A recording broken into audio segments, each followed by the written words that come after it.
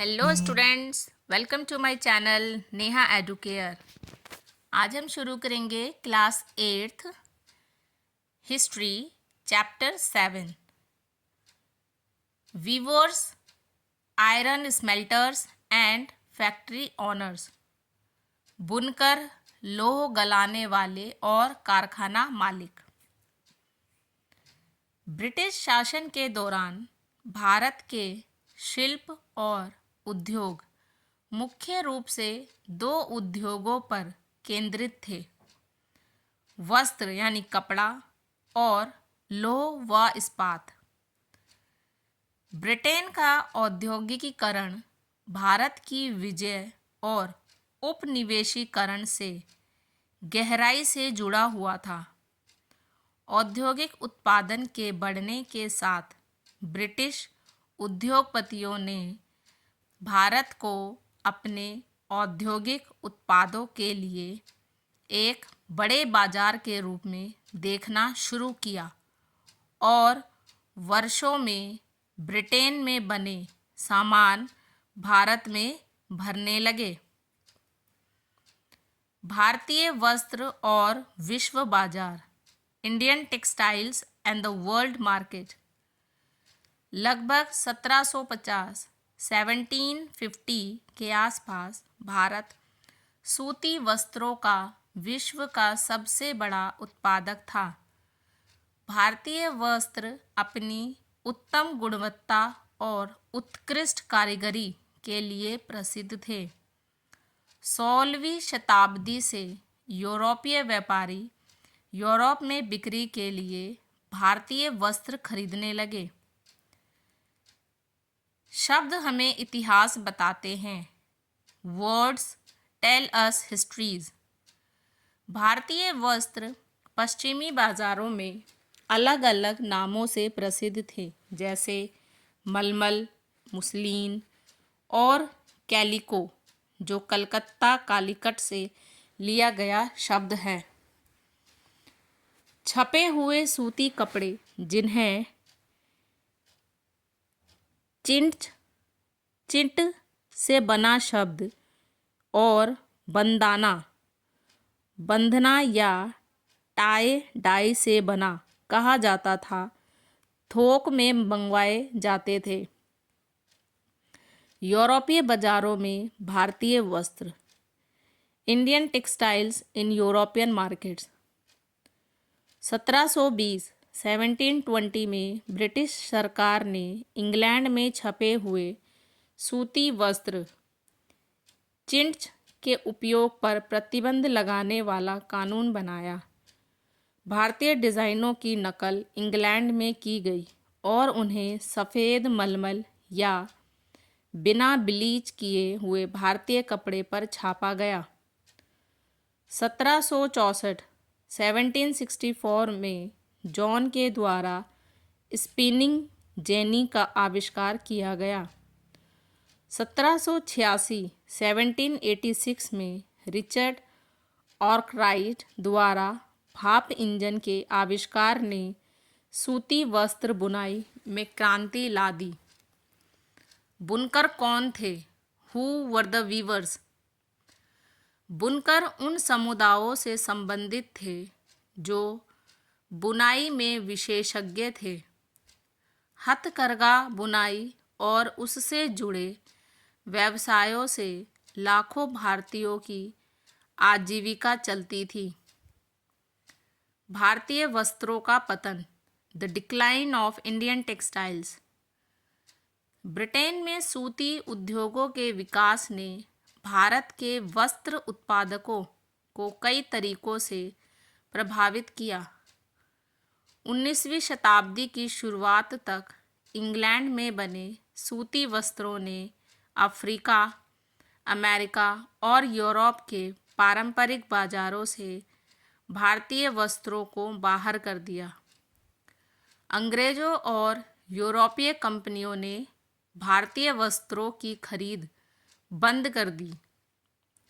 1830 के दशक तक ब्रिटिश सूती कपड़े भारतीय बाजारों में भर गए।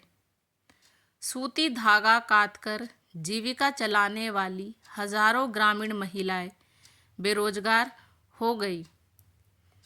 राष्ट्रीय आंदोलन के दौरान महात्मा गांधी ने लोगों से आयातित वस्त्रों का बहिष्कार करने और हाथ से काते व बुने हुए कपड़ों का उपयोग करने का आग्रह किया। खादी राष्ट्रवाद का प्रतीक बन गया। कपास मिलों का उदय, कॉटन मिल्स कम अप। 1854 में भारत की पहली कपास मिल बॉम्बे में एक कताई मिल के रूप में स्थापित की गई। 1900 तक बॉम्बे में 84 से अधिक कपास मिलें काम करने लगी थी। भारत में कपास कारखाना उत्पादन के विकास को पहली बड़ी गति प्रथम विश्व युद्ध के दौरान मिली, जब ब्रिटेन से वस्त्रों का आयात कम हो गया और भारतीय कारखानों को सैन्य आपूर्ति के लिए कपड़ा बनाने को कहा गया। टीपू सुल्तान की तलवार और वुड्स स्टील। टीपू सुल्तान की तलवार की गुणवत्ता एक विशेष प्रकार के उच्च कार्बन स्टील से आती थी, जिसे वुड्स कहा जाता था, और यह पूरे दक्षिण भारत में बनाया जाता था। भारतीय वुड्स स्टील बनाने की कला ने यूरोपीय वैज्ञानिकों को आकर्षित किया।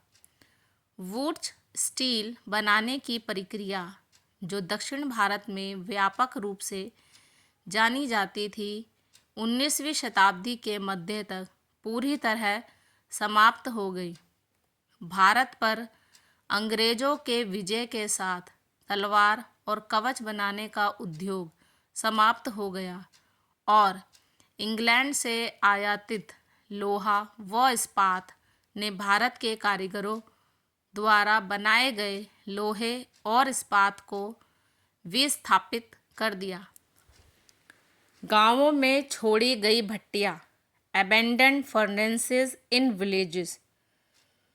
वुड्स स्टील के उत्पादन के लिए लोहे को शुद्ध करने की अत्यंत विशिष्ट तकनीक की आवश्यकता होती थी।